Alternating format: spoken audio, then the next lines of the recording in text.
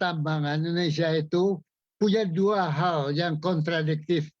Di satu pihak, dari sejak zaman Belanda, batu bara, minyak bumi, pertambangan menjadi kunci dari industri Indonesia dari sejak zaman Belanda. Jadi, batu bara, minyak bumi, gas, dan sebagainya menjadi motor gerak pembangunan Indonesia sejak zaman Belanda terus sampai Jepang dan terus sampai sekarang. Tetapi zaman berubah. Zaman sekarang batu bara, minyak bumi menghasilkan gas rumah kaca, karbon dioksida, yang dulu tidak dikenal. Jadi ada perubahan di dalam situasi alam, bahwa alam mulai sadar bahwa CO2, karbon dioksida yang dihasilkan oleh fossil fuel harus dikendalikan, bahkan harus sampai nol. Iya, zero karbon ya, Prof. Net zero karbon. Maka ini banting setir, coba dari bayangkan ya, dari satu ekonomi yang puluhan tahun, ratusan tahun berjalan, sudah jelas di atas jalur batu bara, minyak bumi, gas, macam-macam, tiba-tiba banting setir, harus terbalik. Dan di dalam terbalik itu, pemerintah telah memutuskan early retirement, mempercepat supaya supaya kita punya batu bara, PLTU ya, batu bara, yang ribuan gas rumah kaca itu early retirement dari pusat listrik tenaga uap batu bara. Dua, ada carbon capture storage. Tiga, memperluas hutan untuk menyerap CO2. Empat, mengembangkan renewable energy, terutama sinar matahari, angin, dan segala macam.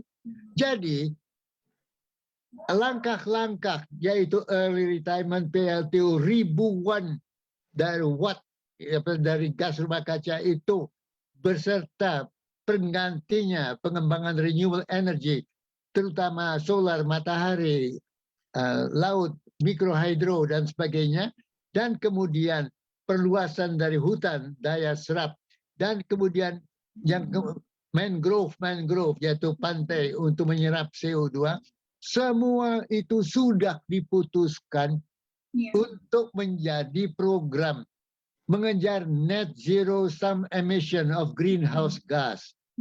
Jadi kita banting setir dari jalan lurus memakai batu bara, minyak bumi, gas rumah kaca itu, banting setir menuju ke industri bersih. Ini tidak gampang, Bu. Sebab dengan banting setir itu berarti penerimaan batu bara, penerimaan minyak yang divisa hilang. Itu menjadi cost bagi pemerintah, bagi masyarakat bangsa. Kedua, untuk mendapat sinar matahari, solar energy, tidak gratis, harus cost lagi. Untuk carbon capture storage, cost lagi. Jadi pemerintah menghadapi kepala pusing sekarang. Di satu pihak penerimaan turun, di pihak cost naik, tetapi harus. Mengapa harus? Kata net zero sum emission of greenhouse gas adalah kepentingan Indonesia juga. Indonesia negara kepulauan. Dan negara kepulauan, kalau suhu naik dan air permukaan laut naik, negara kepulauan yang akan tenggelam. Bukan Amerika, bukan Eropa, bukan RRT, bukan negara kontinen. Negara kepulauan, Pacific Island, Indonesia akan menjadi korban. Jadi, please understand bahwa pada Indonesia, persoalan energi terbarukan, merombak net zero emission, bukan propaganda pidato. It's a survival issue. Dan itu dari bangsa ini. Maka yang saya sendiri pusing kepala dan mengerti pemerintahan pusing kepala, bagaimana kita membiayainya. Iya, betul. Karena pasti butuh investasi yang sangat mahal juga ya, Prof, untuk menuju green energy ini. Kalau menurut Prof sendiri, solusi yang paling realistis itu apa, Prof? Ya, jadi berbagai langkah-langkah kita coba menjadi itu bagaimana mencari dari dalam negeri, tetapi juga mencoba menjajaki teman-teman Asian Development Bank, World Bank, dan teman-teman negara sahabat untuk bisa ikut mengurangi beban ini. Tapi dampaknya, saudari ya, tidak gampang. Bayangkan ya, di daerah di mana batu bara puluhan, ratusan tahun telah menjadi industri yang menggali batu bara tersebut, tiba-tiba harus berhenti. Betul. Bagaimana pekerjanya, karyawannya, penduduknya?